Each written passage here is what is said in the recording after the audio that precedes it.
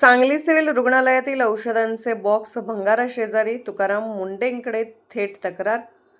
सांगलीतील पद्मभूषण वसंतदादा पाटील शासकीय रुग्णालयातील औषध साठवणुकीबाबत धक्कादायक माहिती समोर आली आहे. रुग्णांच्या उपचारासाठी वापरली जाणारी औषधे नियंत्रित तापमानात स्वच्छ आणि सुरक्षित ठिकाणी ठेवणे बंधनकारक असताना ती व्हरांड्यात सुरू असलेल्या बांधकामाजवळ आणि भंगार साहित्य शेजारी ठेवण्यात आल्याचा आरोप करण्यात आला आहे. या प्रकरणामुळे आरोग्य व्यवस्थेवर गंभीर प्रश्नचिन्ह उपस्थित झाले आहे.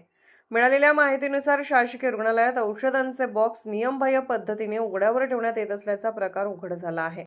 औषधांची गुणवत्ता टिकवण्यासाठी आवश्यक असलेले नियंत्रित तापमान, स्वच्छता आणि सुरक्षित साठवणूक या निकषाकडे दुर्लक्ष झाल्याचा आरोप करण्यात येत आहे.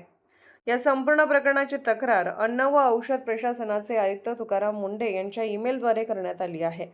राष्ट्रवादी काँग्रेस पक्ष, अजित पवार गट, ग्रामीण रोजगार व स्वयंरोजगार सेलचे जिल्हाध्यक्ष अजित जाधव यांनी संबंधित अधिकाऱ्यांकडे कारवाईची मागणी केली आहे.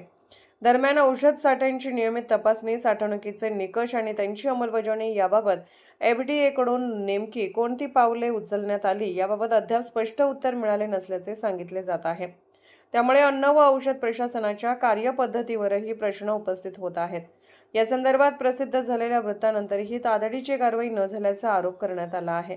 रुग्णांच्या आरोग्याशी संबंधित विषयात कोणतीही हलगर्जीपणा सहन केला जाणार नाही. त्यामुळे या संपूर्ण प्रकरणाची स्वतंत्र आणि निष्पक्ष चौकशी करून जबाबदार अधिकाऱ्यांवर योग्य कारवाई करावी, तसेच औषध साठवणुकीची व्यवस्था तात्काळ नियमानुसार करण्यात यावी अशी मागणी करण्यात आली आहे. रुग्णांच्या जीवाशी संबंधित औषधांची साठवणूक जर नियमानुसार होत नसेल तर हा केवळ प्रशासकीय हलगर्जीपणाचा विषय नसून सार्वजनिक आरोग्याशी संबंधित गंभीर मुद्दा ठरतो. आता या प्रकरणात अन्न व औषध प्रशासन आणि आरोग्य विभाग कोणती कारवाई करतात याकडे सर्वांचे लक्ष लागले आहे.